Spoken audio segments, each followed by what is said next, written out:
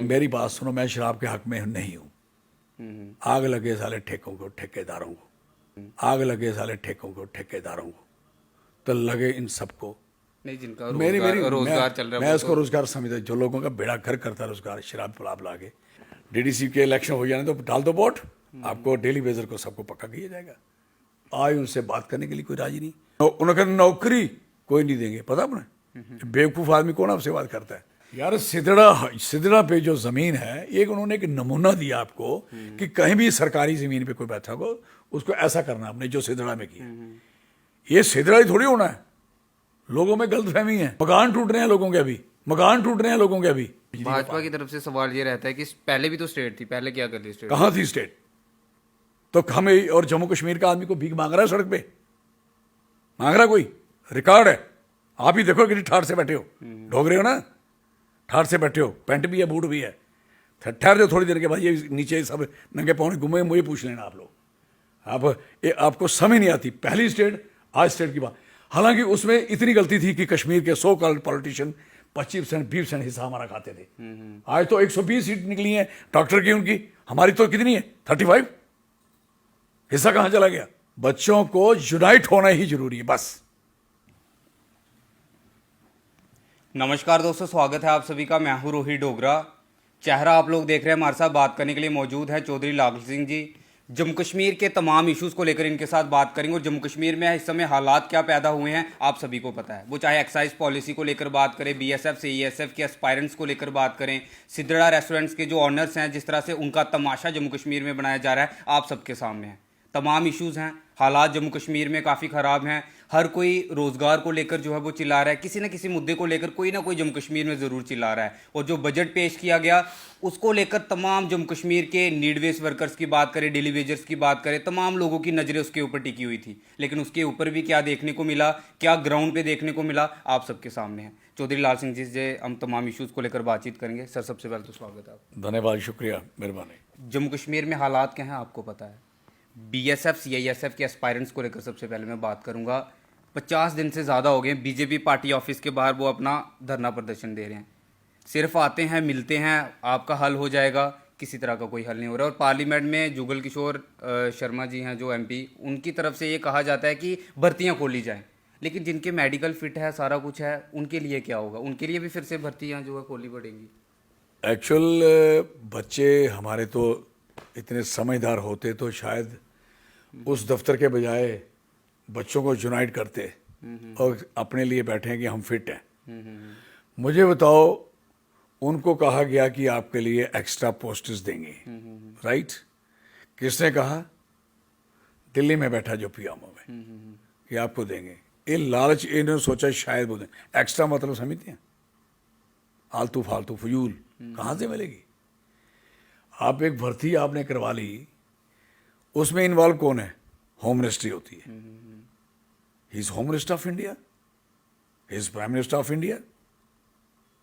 How he can computer the student के साथ एक बात, बच्चों के साथ कहना कि आपको हम ये करवा देंगे, आपके लिए एक्स्ट्रा पोस्टें और लाएंगे, बगैर भर्ती लगा दोगे आप? वो फिजिकली फिट हैं?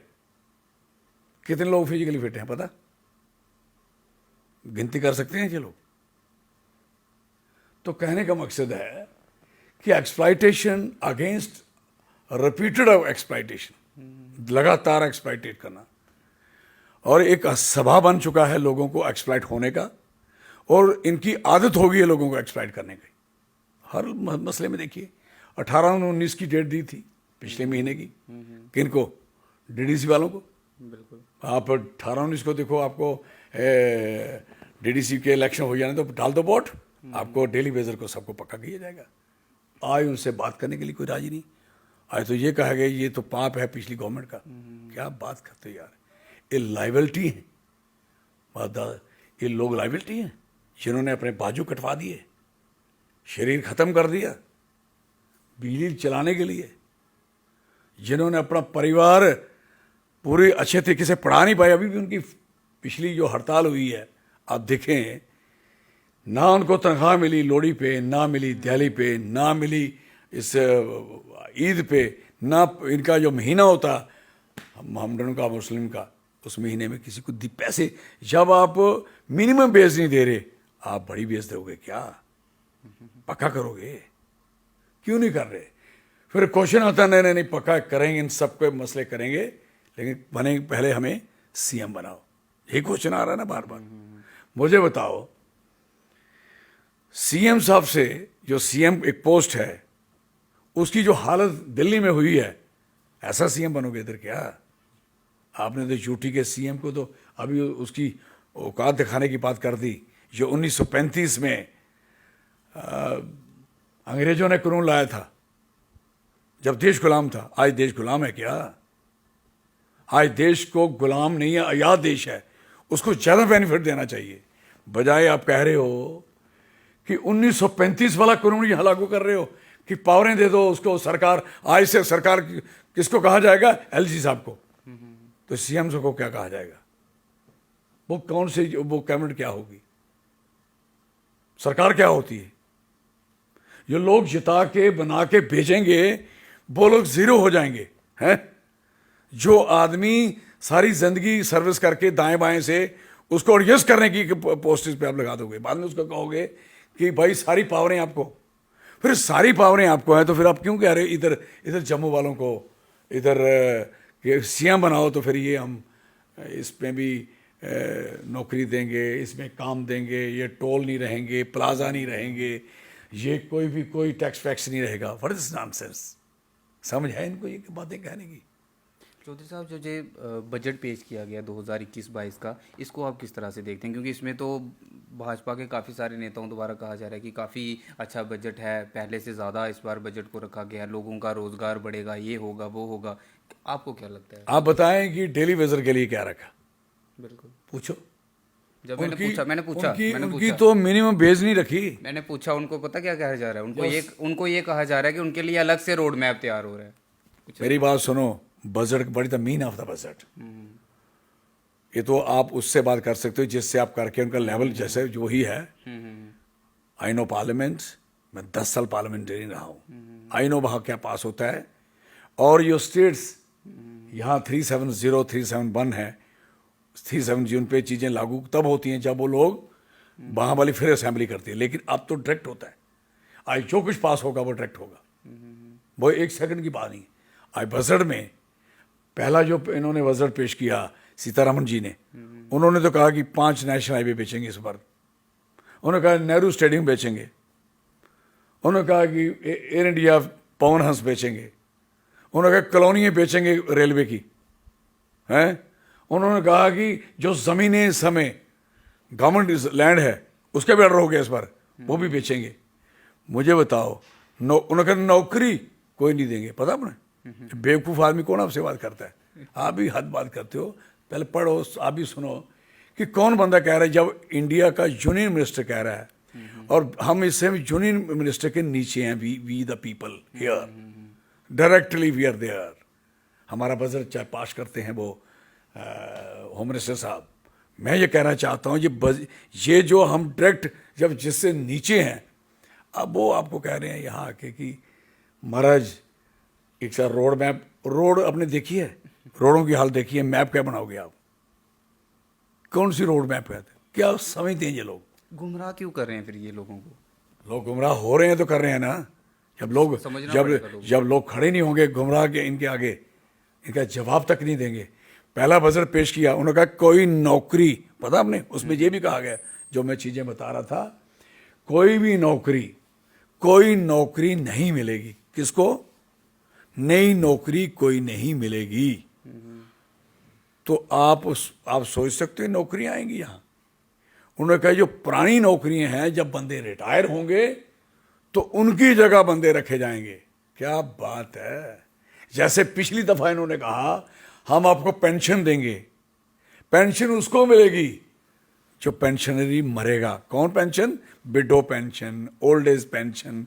या वो मरेगा तो उसके बाद उसको पेंशन मिले। इन्होंने सुखने की हैं इस पार्टी ने, लोग मरे, रिटायर हुए, फिर पॉलिसियाँ बना रहे हैं, इतनी उम्र होगी नौकरी में, वो भी कम की, इतनी सर्विस कर पाएगा, उसकी 22 साल देखो, जहाँ उसकी उम्र देखो, इस पे निकालेंगे। नौकरियों के प्लान इनके पल्ले है कहाँ? जब नौकरियों के प्लान इनके पल्ले होते, इनके पास होते, तो दुनिया भर का टैक्स लोगों पे क्यों थोपा जा रहा है? कह रहे हैं, और जब एक बजट पे 1 साल का तो तय हो गया कि कोई नौकरी नहीं होगी। इवन के मनरेगा की पेमेंट्स अभी तो नई एक और एक बकवास किया गया है कि 16-17 का जिसने भी कोई काम किया, किसी भी ठेकेदार ने, किसी आदमी ने, उसको 1 पैसा तक नहीं मिलेगा। क्यों भाई? जो उसने ब्रिज बनाया, उसने पुली बनाई, उसने सड़क बनाई, उसने बिल्डिंग बनाई, जो है वो बंद हो जाएंगी। और दूसरा नंबर, जब आप नौकरी नहीं दे पाओगे तो ये एम्स खोला, नई नौकरी नहीं लगाओगे तो एम्स कैसे चलेगा? 4 मेडिकल कॉलेज खोले, नई नौकरियां लगाओगे तो 4 मेडिकल कॉलेज कैसे चलेंगे? जो हायर सेकेंडरी स्कूलों में हमने या खोले हैं, खुलवाए हैं, उनमें टीचर नहीं लगाओगे तो हाई सेकेंडरी स्कूल का तख्ती पढ़नी लोगों ने जाके स्कूल में, तख्ती हाई सेकेंडरी है। मिडिल स्कूल खोले, नए हाई स्कूल खोले, उनके लिए क्या होगा? जो नए ऑफिसेस बने, कितने ऑफिसेस नए बने हैं, उन ऑफिसेस में बंदे नहीं बिठाओगे। आपने ऑर्डर कर दिया, बैन लग गया, क्या लगा दिया बैन? तो इसलिए नौजवानों को समझना पड़ेगा, आपको कुछ नहीं मिलना, 0 मिलेगा। मेरे याद रख लेना, कुछ नहीं मिलेगा। आप एक्सप्लॉइट होते आ रहे हो और आपको आदत हो गई है एक्सप्लॉइट होने की, और इनको आदत है एक्सप्लॉइट करने की। होते रहो, करते रहो, हमारा काम है आपको समझाना, सिंपल सी बात है। चौधरी साहब, जिस तरह से तमाशा बनाया जा रहा है हर किसी का, वो चाहे बीएसएफ सीएएसएफ के एस्पायरेंट्स की बात कर ले, चाहे सिद्धड़ा रेस्टोरेंट्स की ऑनर्स की क्या हालात है। कल उन्होंने नेशनल हाईवे बंद किया था। यार सिद्धड़ा पे जो ज़मीन है, एक उन्होंने एक नमूना दिया आपको कि कहीं भी सरकारी ज़मीन पे कोई बैठा हो उसको ऐसा करना आपने, जो सिद्धड़ा में किया। ये सिद्धड़ा ही थोड़ी होना है, लोगों में गलतफहमी है, मकान टूट रहे हैं लोगों के। अभी पढ़ा नहीं, मैं अभी बसोली गया था तो उन्होंने एक चिट्ठी निकाली थी, मुझे चिट्ठी दिखाई पलाई के गांव के लोगों ने। चिट्ठी पे लिखा है गवर्नमेंट लैंड, उसके आगे काचराई और सारी जितनी किस्म की सरकार की ज़मीन की हैं, सारी के सारी पे लिखा है, भाई साहब आप इसकी तैयारी करो, चाहे वो उसकी है क्या बोलते हैं इसके, जो काफ की है। वो बता रहे पेपर्स भी अब वो बताया कि उन्होंने नई चिट्ठी निकल गई, लोगों से दस्तखत करवाए जा रहे हैं, लोगों को नहीं पता। उनका कहा हम आपके ऊपर केस करेंगे, नहीं दस्तखत करो। एक चिट्ठी घूम रही है, और वो copy to district development magistrate को गई है, कापी एडिशनल मैजिस्ट्रेट को गई है, कापी सबको गई। मैंने कापी पढ़ के आया हूँ, कल मैं आपको दिखाता हूँ। अब दिस इज द पोजीशन, ये शुरू कर दिया लोगों का सत्यानाश करना। ये तो आपको उन्होंने थोड़ा थोड़ा नमूना देते हैं, ये करना हमने। लोग देखेंगे जब ये तोड़वा लेंगे ना, पीसफुल हो जाएंगे, फिर वो अगला तोड़ेंगे। क्या करते हो? ये तोड़ने, अब ये दिखाते हैं ना कि अभी कुछ किसी ने रिएक्शन तो हुआ ही नहीं। लेकिन बातों से बनाने की बात करते हैं, ग्राउंड पे तोड़े जा रहे हैं। देखो, इन्होंने बनाया कुछ भी नहीं है, ना इनसे बन सकता है। इनकी हालत यह है कि इनसे एक चीज़ बन रही है कि नुकसान जितना मर्जी हो जाए, बातों से कहानियाँ बनाओ, जितना मर्जी कर रहे हो। एक और तो बेचारी खाली पतीला बता रही थी और उसको कहा ये पागल है। मैं पढ़ रहा था, किसी ने कहा ये पागल है। ऐसे पागल बनना पड़ेगा सबको। इनके पास लाइसेंस है, किसी को मेंटल का लाइसेंस देंगे, किसी को पाकिस्तान का देंगे, किसी को देशद्रोह का देंगे लाइसेंस। इनके पास इन्होंने दुकानें खोली 8, 10, 20, 50। कौन सा मोर्चा वो कहता है, ये दूसरा, इस मोर्चे ने भी कह दिया, उस मोर्चे ने भी कह दिया। बाकियों को तो लाइसेंस मोर्चे बनते कब हैं पता है? जब पाकिस्तान अटैक करता है तो जब बॉर्डर के नज़दीक लोग रहते हैं वो मोर्चे बनाते हैं, ताकि वो जब गोला चलेगा बैठ जाएंगे बीच। ये मोर्चे अंदर बैठने वाले हैं। बाकियों को तो लाइसेंस दे रहे हैं, लेकिन वो शराब की दुकानों के जो पुराने ओनर्स हैं उनसे तो छीने जा रहे हैं। जो उनके 2023 तक थे वैलिड, वो भी उनसे अपने देखो, मेरी बात सुनो, मैं शराब के हक में नहीं हूँ। आग लगे साले ठेकों को, ठेकेदारों को, तो लगे इन सबको। नहीं, जिनका रोजगार चल रहा है, मैं इसको रोजगार समझता, जो लोगों का बेड़ा घर करता है रोजगार, शराब पिला के। अब ये शराब बनाने का स्टाइल चेंज होगा थोड़ा सा।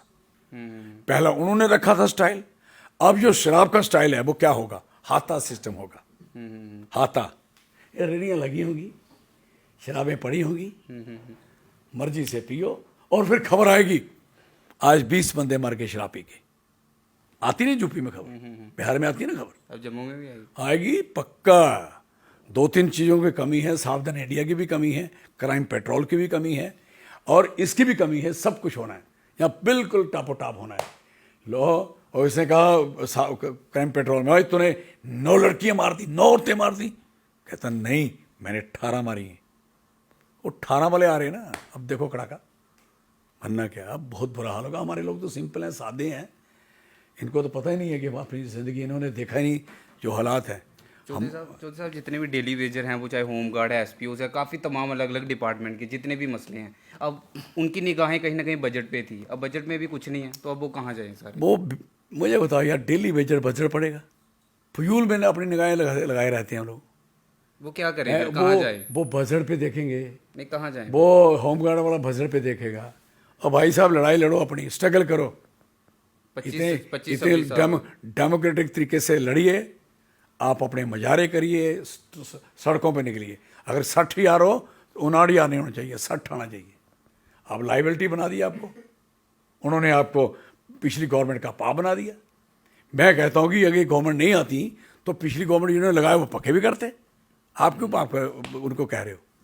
पानी देने वाला पाप है, क्या बात करते हैं। और ये चीज़ें सारी इनकी अपनी समझ से बाहर हैं, इनके ऊपर से उड़ रही हैं सबकी। और लोग, बच्चे सोच रहे हैं कि हमारे लिए, बच्चों को यूनाइट होना ही जरूरी है बस। पूरे देश में हड़तालें हैं। बैंक के एम्प्लॉय जो बड़े, उस समय अपने पल्ले से मैंने पैसे डाल के, उस समय कह रहे थे, honourable prime minister of India ने कहा कि देखो वो बैंक एक में पैसे पूरे नहीं हुए, उसने अपनी जेब से पैसे पूरे कर दिए, उस ट्रेजरर ने, उस खजांची ने, उस कैशियर ने। लगा पता आपको डिमोनेटाइजेशन, बड़ा सहयोग, बड़ा साथ, बड़ा उस समय इन्होंने, जब वो किसान लड़ाई कर रहे थे, इन्होंने कभी नहीं कहा कि किसानों की लड़ाई ठीक है। आज कह रहे हमारा मीडिया भी नहीं आ रहा, आज कह रहे हमें कोई नहीं ले रहा। भाई साहब किसी को नहीं ले रहे थे, अभी आपको पता लगा ना कि आपको नहीं ले रहे, इसलिए हम आपके साथ हैं, चिंता मत करो, वी आर विद यू, हम लड़ेंगे। जैसे मैंने आपको कहा कि केजरीवाल साहब जब 370 और ये स्टेट टूटी, ब्रेक हुई, झूठी बनी, तो केजरीवाल साहब ने बड़ा स्वागत किया है। उस समय पता लगा कि जम्मू कश्मीर के लोगों का, जो लोग यहाँ के मालिक लोग हैं, उनकी कितनी तकलीफ में आगे लोग आज पता लगा उनको, जब ये जो कानून बना के उनके आगे पेश किया है कि आज पावर किसके पास होगी, एलजी होगा, और सारी फाइलें एलजी के पास जाएंगी। तो इन्हें दूध लेना है, मुझे बताओ। इसलिए इनके साथ जाती हुई है, ये डेमोक्रेसी का कत्ल है। जब गुलाम देश में उस समय लोगों ने लागू नहीं होने दिया वायसराय को, गवर्नर जनरल को, ये कौन सी बात है कि आज आजाद देश में गुलामी वाली बात होगी क्या? Very sorry. इसलिए क्या क्या सुनाएं आपको, और कुछ ये हालात कैसे ठीक होंगे? ये सारे जितने भी जो जम्मू कश्मीर ये हालात, जम्मू कश्मीर, जम्मू अलग स्टेट बने, हालात ठीक, और स्टेट बन जाए, स्टेट खुद बैठेंगे, फैसला करेंगे। जम्मू के पास पूरे रिसोर्स हैं, कोई जरूरत नहीं किसी की, नो नीड ऑफ एनी, मैं कुछ नहीं चाहिए जम्मू को। हमारे पास भाजपा की तरफ से, हमारे पास 60,000 मेगावाट बिजली। भाजपा की तरफ से सवाल ये रहता है कि पहले भी तो स्टेट थी, पहले क्या कर ली स्टेट? कहाँ थी स्टेट? तो हमें और जम्मू कश्मीर का आदमी को भीख मांग रहा है सड़क पे, मांग रहा कोई? रिकॉर्ड है, आप ही देखो कि ठाड़ से बैठे हो, ढोग रहे हो ना, ठाड़ से बैठे हो, पेंट भी है, बूट भी है। ठहर जाओ थोड़ी देर के बाद, ये नीचे सब नंगे पाँव घूमे, मुझे पूछ लेना आप लोग। आपको समझ नहीं आती, पहली स्टेट, आज स्टेट की बात। हालांकि उसमें इतनी गलती थी कि कश्मीर के 100 कॉल्ड पॉलिटिशियन 25%, 20% हिस्सा हमारा खाते थे। आज तो 120 सीट निकली है डॉक्टर की, उनकी, हमारी तो कितनी है, 35। हिस्सा कहाँ चला गया? इनके दौर में ज्यादा तबाही हुई है। इसलिए वो स्क्वाश वाले लड़के लड़ रहे थे, एग्रीकल्चर यूनिवर्सिटी वाले, उनका हिस्सा खाया जा रहा है।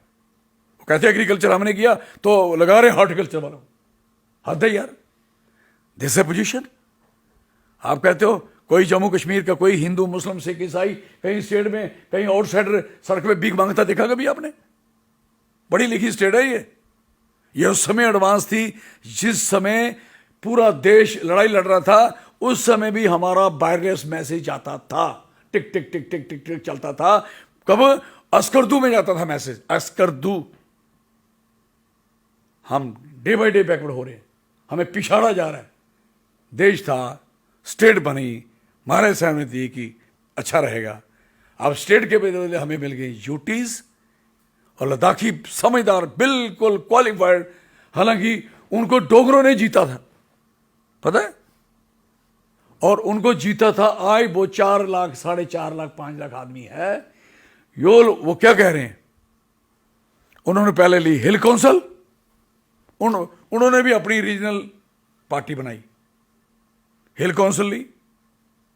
हिल काउंसिल के बाद आगे वो यूटी पे वो भी ले ली, और अब आ गए वो कहते हैं नहीं, हमें भी एमएलए बनना पड़ेगा यहां। और नोट कर लो, वहां एमएलए बनेंगी, बढ़िया उनका। और वो कह रहे हैं हमारी जमीन ना आउटसाइडर खरीद सकता है ना बच सकता है, ये तय होगा।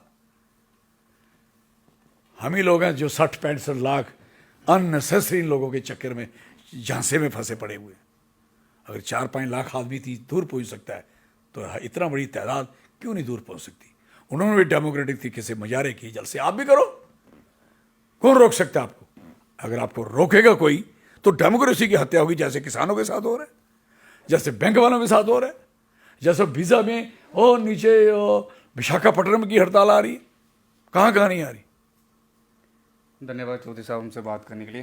तो हमारे साथ बात करने के लिए मौजूद थे चौधरी लाल सिंह जी। तो फिलहाल के लिए इतना ही, आप बने रहें जिक डायरी के साथ। मैं रोहित डोगरा, जिक डायरी के लिए। धन्यवाद।